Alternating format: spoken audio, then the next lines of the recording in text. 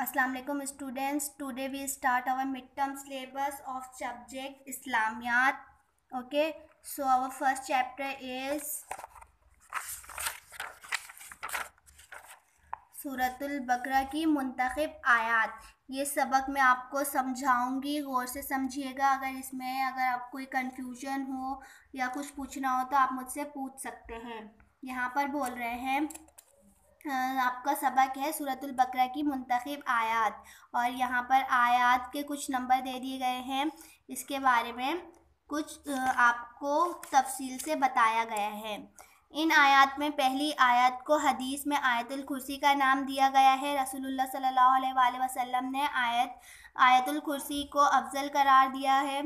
इसकी फ़जीलत का अंदाज़ा हज़रत अबू हुरैरा रज़ी अल्लाह ताला अन्हा की उस आयत से होता है जिसके मुताबिक रसूलुल्लाह सल्लल्लाहु अलैहि वसल्लम ने फरमाया, हर चीज़ की एक कोहान ऊंचाई होती है और कुरान की कोहान सूरतुल बकरा है, और इसमें एक आयत है जो सब आयतों की सरदार है और वो आयतुल कुर्सी है।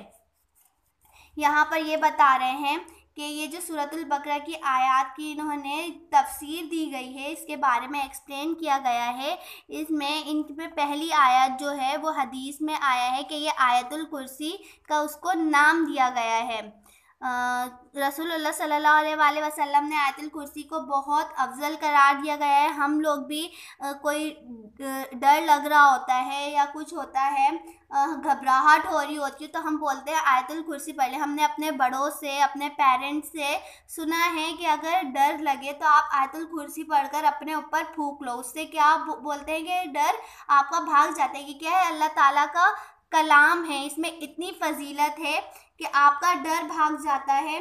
तो ये किस लिए कहा गया है? अल्लाह ताला की वैसे ही कलाम में बड़ी बरकत है और आयतुल कुर्सी को बहुत अफजल करार दे दिया गया है। यहाँ पर इसकी फजीलत का अंदाज़ा हज़रत अबू हुरैरा की उस रिवायत से होता है। यहाँ पर एक हज़रत अबू हुरैरा की रिवायत बता दी गई है। आयतुल कुर्सी की फजीलत को और वाज़िहा कर दिया गया है कि जिसके मुताबिक रसूलुल्लाह सल्लल्लाहु अलैहि वसल्लम ने फरमाया, हर चीज़ की एक कोहान, ये कोहान जैसे ऊँट की कोहान होती है। कोहान जाहिर सी बात है ऊँचा होता है, आपने ऊँट देखा होगा, उसका कोहान थोड़ी सी ऊंचाई पर होता है।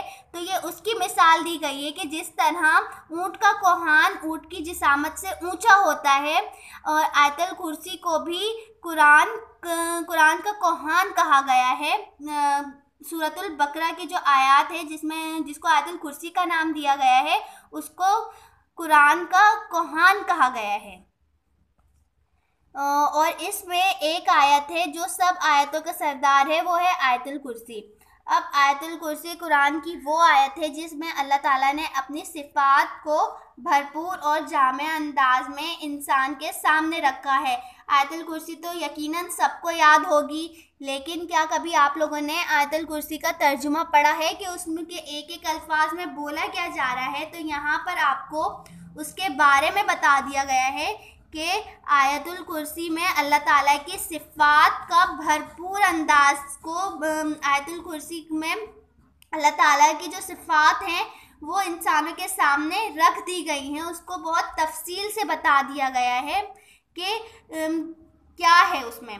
अगर इंसान इसे अच्छी तरह समझकर ज़हनशीन कर ले तो सारी दुनिया का रौब इसके दिल से निकल जाए। अगर इंसान आयतुल कुर्सी, हम कुरान शरीफ पढ़ तो रहे होते, सूरतें पढ़ तो रहे होते, लेकिन ऊपरी तौर पर पढ़ रहे होते, हमें नहीं पता इसका मतलब क्या है, बस हम पढ़ रहे हैं। हम अपना सिर्फ फ़र्ज़ अदा कर रहे हैं कि पढ़ना चाहिए हमें, लेकिन हम उसको समझ नहीं रहे। तो ये बहुत गलत बात है। यहाँ पर सिर्फ एक आयतुल कुर्सी के बारे में इतना बताया गया है। जब आप समझेंगे तो आपको ये अंदाज़ा होगा। जब आप पूरी सारे कुरान को अगर आप तफसील से उसके एक एक हुर्फ का मतलब पढ़कर समझे तो उसमें अल्लाह ताला की कितनी निशानियाँ, कितनी सिफ़ात बताई गई हैं, आपको तब अंदाज़ा होगा।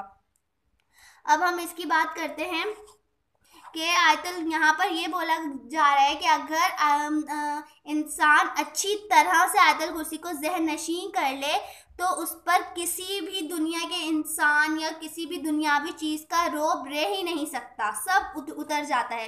वो दुनिया में अपने इर्द गिर्द पाए जाने वाले हर खौफ, लालच, बेनियाजी से दूर